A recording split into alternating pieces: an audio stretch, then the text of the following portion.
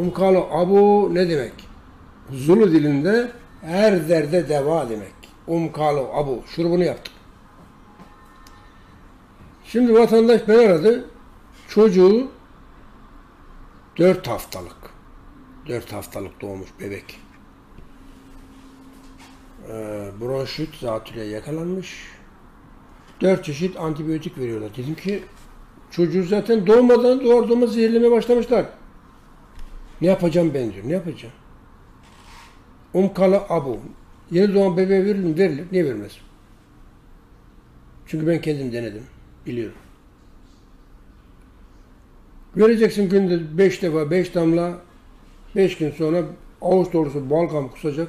Bitti gitti. Akciğeri balgam yiyor. Benim 4 numara oğlum da doğduğunda hastanede bakmadılar, Almanya'da ihmalden zatüre yakalandı. 4 çeşit antibiyotik verdiler. Gelip gidip kontrol ediyorum, gizlice dosya çekiyorum, bakın bir gelişme yok. Bir gelişme yok. Hiçbir gelişme yok. 4 çeşit antibiyotik. Eve verin, götüreyim ben dedim çocuğu, ben tedavi ederim. Yok, götüremezsin dediler. Tamam dedim, gittim eczaneden Umkalo abo aldım. Onlardan habersiz günde 3-4 defa, 5 defa, 3 damla, 4 damla verdim. 4 gün sonra çocuk avuç dolusu balgam kustu. Elleri, ayakları buz gibiydi. 5 dakika sonra pamuk gibi oldu sıcacık. Dedim ki hanıma ben Türkiye'ye gidiyorum. Çocuk burada hastanede, sen nasıl Türkiye'ye gidersin dedi. Yarın eve gönderecekler dedim. Nereden biliyorsun dedi. Avuç dolusu balgam kustu. Akciğerde ne kadar pislik varsa attı.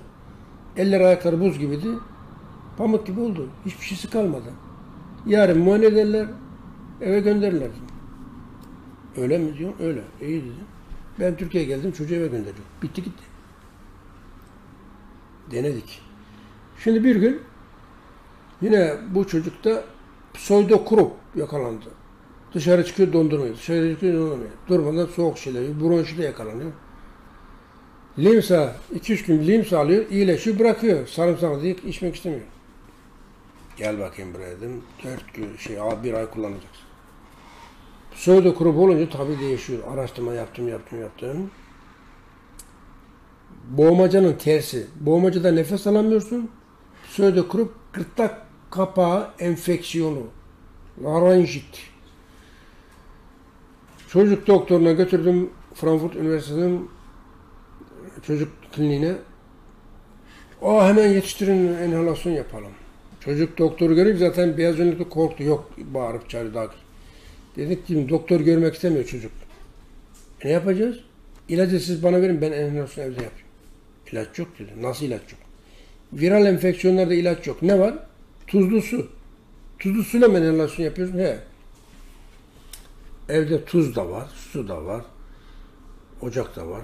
Benim buraya gelmeme gerek yok o zaman dedim. Gerek yok dedi. Yapabiliyorsan yap, yaparım dedim. Eve gittim, tuzlu suyla enhalasyon yaptım. Biraz rahatladı. Ama kökten çözüm değil tabii. Sabaha kadar uyumadım.